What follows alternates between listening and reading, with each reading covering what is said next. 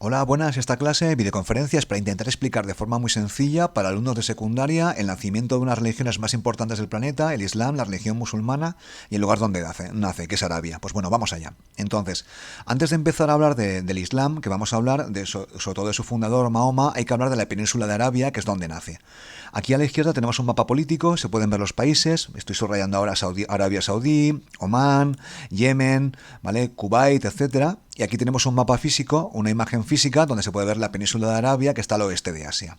Entonces, Arabia es una zona que en el siglo VII era un desierto y hoy en día también. Y el Islam nació aquí. Entonces, es una zona desértica, pero muy desértica. Hace muchísimo calor durante el día y mucho frío por la noche, con lo cual es complicadísimo cultivar nada. Y entonces, como era muy complicado cultivar nada, ser sedentarios, la mayoría de la población, en las costas no, eran nómadas. Es decir, que no tenían residencia fija, vivían en tiendas, montaban en camello o en caballo, los camellos eran muy útiles, iban de un sitio a otro según la estación. Estos nómadas que vivían vidas durísimas, eran buenos guerreros, montaban a camello o a caballo, y luego también, pues además de ser guerreros, pues comerciaban con especias, animales, esclavos, perfumes y vivían un poco en marcha, pues en cada época del año en una zona determinada. Entonces, a nivel de espiritualidad, practicaban una religión tradicional. Adoraban a los espíritus, eran animistas y tenían sus propias tradiciones. Pero, como comerciaban, conocían el cristianismo y el judaísmo, que habían tenido contactos comerciales con ellos. Entonces aquí tenemos una imagen de Arabia, que es un desierto, la he tomado de Wikipedia. Obviamente es una zona durísima para vivir y claro, el nomadismo es la única opción razonable en esta zona. Y aquí tenemos un oasis que me enteré leyendo, investigando el otro día, que han sido declarados Patrimonio de la Humanidad. Son preciosos, supongo que para ir como turista, pero se puede ver claramente que no es una zona fácil para vivir. Nos podemos imaginar aquí, bueno, aquí hay una imagen de camellos, ¿no?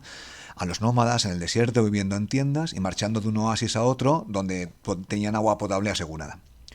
Bueno, pues a partir de aquí podemos hablar un poquito de Arabia un poco más. Entonces, era una zona marginal, no importante, que en el siglo VI, siglo VII, pues comienza a tener un crecimiento de población importante. Es decir, había muchos jóvenes árabes, ambiciosos, llenos de fuerza, había mucha población y el desierto no podía pues dar cobertura a toda la población. Con lo cual, estos árabes, pues su aspiración era o salir de Arabia o conseguir vivir dentro de Arabia con mejores condiciones.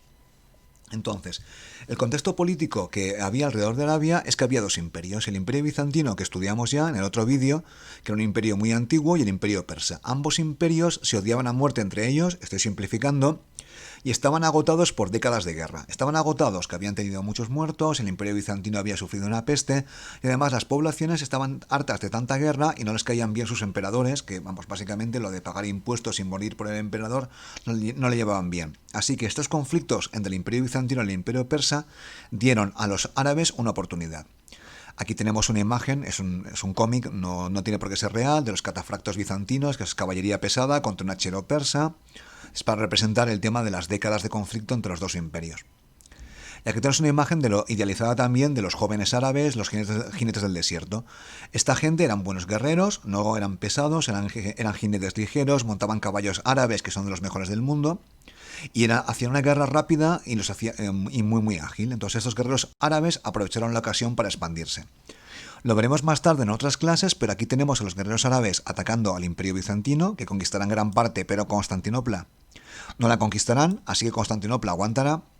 Y aquí tenemos las otras flechas, que es como atacan el imperio persa, que este imperio sí que lo van a conquistar.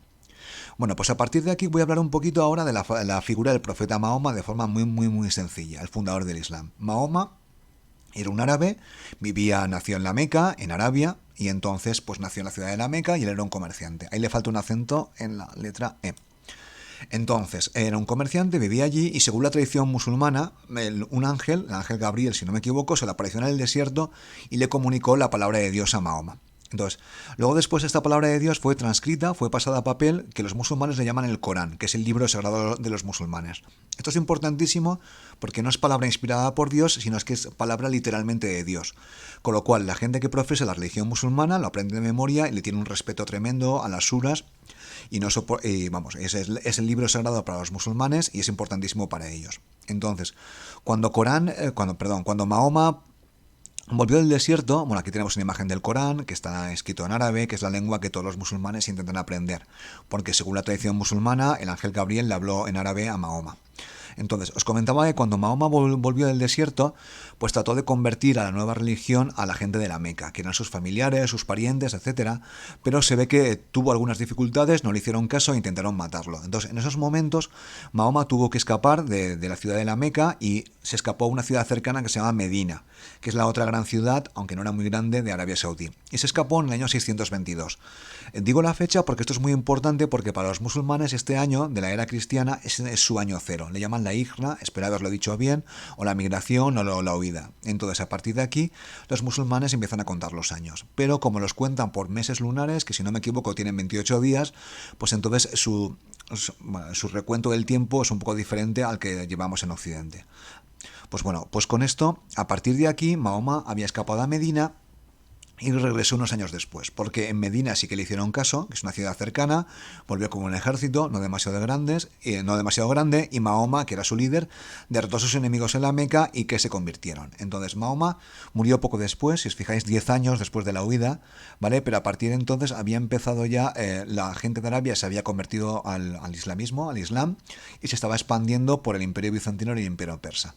Bueno, espero haberlo explicado con claridad, pero al mismo tiempo con corrección, y con esto he acabado. Hasta otra.